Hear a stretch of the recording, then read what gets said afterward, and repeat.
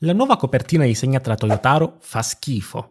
Ma la nuova copertina disegnata da Toyotaro è bellissima. Lo so, sono due pareri letteralmente opposti, ma credo dimostrino perfettamente lo stato in cui verte il brand Dragon Ball, soprattutto nelle sue ultime iterazioni, in cui la fanbase si è così tanto frantumata su diverse opere da poter quasi parlare di diversi approcci a Dragon Ball. Il Dragon Ball tutto botte e tamarragini? Il Dragon Ball avventura? Il Dragon Ball comico? Qual è il vero Dragon Ball? Beh, dal mio punto di vista il vero Dragon Ball è il manga originale e tutto ciò che viene dopo, a prescindere da chi lo faccia o da perché lo faccia, è un cercare di replicare una parte di esso. Ma non sono qui per parlare di quello in realtà, bensì di una diretta conseguenza di questa diatriba. Toyotaro. È uscita recentemente la nuova copertina di Dragon Ball Super disegnata per il volume 24 che conterrà effettivamente tutti gli ultimi capitoli usciti prima di questa lunga pausa interrotta unicamente da una vicenda one shot senza infamie e senza lode. E molto più che in altre occasioni la gente ci si è buttata a capofitto perché essenzialmente rappresenta perfettamente la spaccatura emotiva che ormai ha colto il brand, in quanto oggettivamente una copertina che segna un vero e proprio punto e a capo per il manga, in quanto prima volta in cui venga scelta una composizione del genere che avvicina il prodotto maggiormente a uno dei vari fan manga usciti negli anni, più che a qualsiasi cosa avessimo mai visto in Dragon Ball fino a quel momento, escludendo Heroes, ma restando unicamente nell'ambito dei prodotti canon creati. In parole povere, questa copertina non ricorda nessuna di quelle mai fatte da Toriyama né da Toyotaro in precedenza, ed è emblematico arrivi proprio ora che il brand è così tanto scosso dalla morte del suo autore originale. E lo dirò come se mi strappassi un cerotto di botto affinché chiunque voglia solo insultare possa farlo già da subito. A me non piace per nulla, forse tra le copertine che meno reputo interessanti. In realtà, da un punto di vista prettamente strutturale, la copertina presenta una sorta di problematiche anche nella sua costruzione, per quanto come composizione possa anche funzionare fino a un certo punto. Il vero e proprio problema che posso individuare è come la sensazione sia a tutti gli effetti quella di una fan art, più che di un lavoro fatto da un artista, e si porta dietro quindi tutte le problematiche di una scarsa professionalizzazione del mestiere. Non che Toyotaro non sia un professionista, ma che si veda parecchio il suo essere di base un autore che non ha mai davvero lavorato al suo stile, ma che ha solo pedissequamente ricalcato lo stile di un altro autore che invece era consapevole dei suoi personaggi e sapeva come muoverli senza spezzarli. Scendiamo però nel dettaglio, vi va? Una regola importante quando si parla di composizione è quella legata all'idea della regola dei terzi. In parole povere è studiato come tracciando due linee orizzontali e due verticali, formando rettangoli di pari dimensioni, si possono capire i punti focali delle composizioni e sfruttando bene quei 4 punti e i rettangoli si può comporre un prodotto piacevole e accattivante. Una cosa del genere è stata usata anche in un fumetto come Watchmen da Moore e Gibbons, in cui ogni pagina sono 9 riquadri che spesso sono studiati affinché il centrale diventi l'evento principale della pagina. Ma non stiamo parlando di Watchmen, vorrei solo aggiungere che anche in arte è una regola sempre valida che ho anche affrontato nel mio secondo canale. E questa copertina è molto strana. Gohan è al centro della composizione e dunque dovrebbe essere il punto focale, ma è disegnato in secondo piano rispetto a Goku e Vegeta, che però non occupano riquadri specifici né hanno loro elementi chiave nei punti di interesse. Ne risulta una composizione che appare caotica, poco studiata sotto un punto di vista grafico. Ora vediamo invece qualche copertina di Toriyama, di cui ho solo preso alcuni esempi casuali, per cui vorrei anche specificare che qui si parla anche della composizione che faceva Shueisha, ma ovviamente se di partenza hai disegni strutturati bene è molto più semplice. Nel volume 1 Goku è letteralmente al centro della composizione, tutto il resto è disegnato in maniera tale da non catturare più attenzione del protagonista. Persino Shenron, che tecnicamente è più avanti di Goku e quindi è tecnicamente in primo piano rispetto a lui, è posizionato in maniera tale da non distrarre però dal protagonista. Nel volume 2 viene posizionata la direttrice che va dalla spalla di Bulma fino alla punta del fucile proprio sulla linea che divide la parte superiore dalla centrale, mentre la direttrice del collo dell'uccello sulla linea inferiore. Il volume 3 parla letteralmente da solo e non serve io dica altro. Saltiamo al 10, è meno preciso sicuramente, ma Toriyama posiziona Bulma sull'intera linea verticale, con il punto focale all'altezza del collo, dando sia l'idea di altezza, ma anche portandoci al suo viso, mentre Goku occupa interamente un rettangolo, con la punta del bastone sul punto focale per attirare la vista.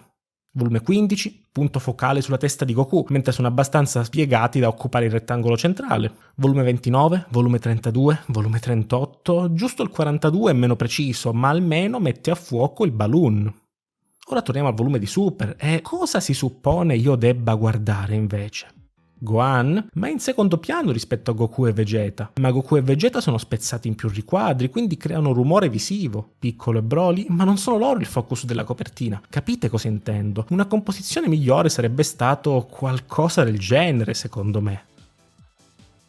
Parto da Goku in quanto personaggio in primo piano e dunque tecnicamente centro ideale della composizione. Se osserviamo il modo in cui i pettorali sono posizionati possiamo chiudere un occhio su come vanno a piegarsi gli addominali, ma guardate come sono gli obliqui. Quello dal lato interno dovrebbe essere più stretto se il corpo fosse ruotato in questo modo, e se anche su questo possiamo soprassedere, impossibile notare invece come gli addominali vadano nella zona pubica, in cui davvero sono spezzati nel cercare di creare questo effetto di camminata quasi in inquadratura come fisheye, in cui Goku pare stia anche cadendo di lato, dato che tracciando il baricentro esce del tutto fuori.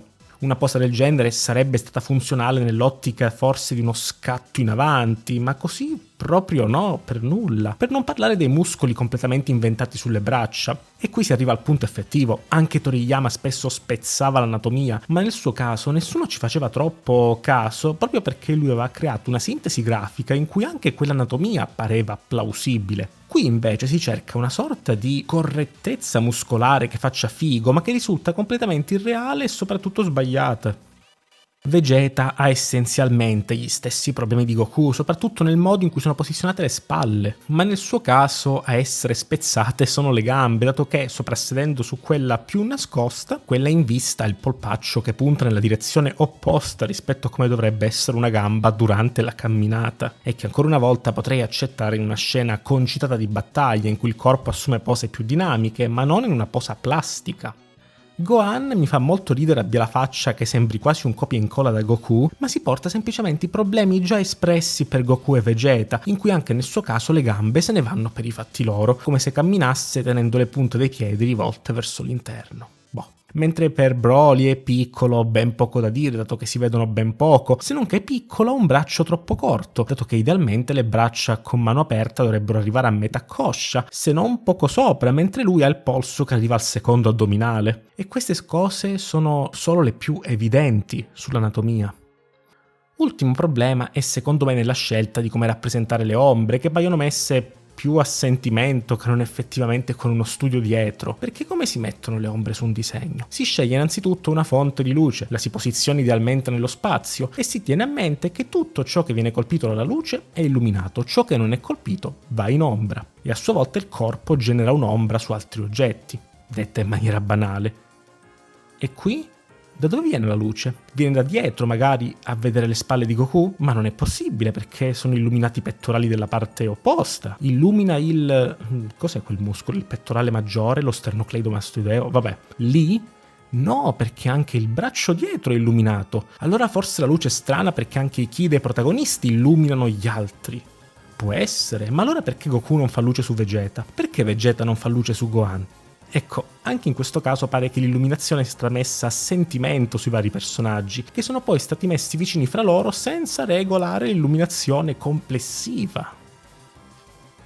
E so che dopo tutto questo sarò passato da un rompipalle, ma permettetemelo, è il mio campo di studi, l'arte e l'editoria, quindi ogni tanto vorrei parlarne a ruota libera in maniera seria, fuori dai classici schemi del mi piace o non mi piace, perché dobbiamo renderci conto noi stessi cosa funzioni e cosa no, e soprattutto capire perché una cosa funzioni e una cosa non funzioni. In questo caso perché oltre all'anatomia ballerina generale, è proprio la copertina in generale a essere confusionaria e mal strutturata anche da un punto di vista di semplice design. La cosa che mi preoccupa maggiormente è in realtà che andando a vedere le vecchie copertine di Super, soprassedendo sull'anatomia, in realtà è strano questa sia così. Se recupero le vecchie copertine sì, ci sono vari problemi, ma mai così tanto evidenti, in una sorta di strano tempismo in cui questa ha visto la luce, tornando al discorso dello spaccato che questa rappresenta rispetto a tutto ciò che c'è stato prima e che crea un sinistro precedente per ciò che potrebbe arrivare in futuro per Dragon Ball Super.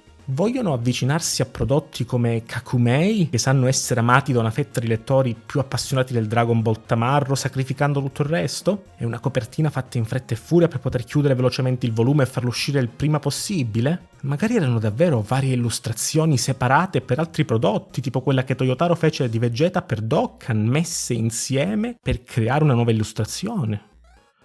Comunque la si voglia mettere, dunque questa copertina rappresenta un caso studi molto interessante per tutte le cose che vi ho detto finora, per come potrebbe essere davvero il punto di stacco fra il Dragon Ball di Toriyama e quello di Toyotaro, o magari un punto e basta, chi lo sa. Oh beh, diciamo che per oggi mi fermo qui, che vi ho ammorbato abbastanza, e per altre analisi registiche su Toriyama vi rimando al mio Instagram. Alla prossima!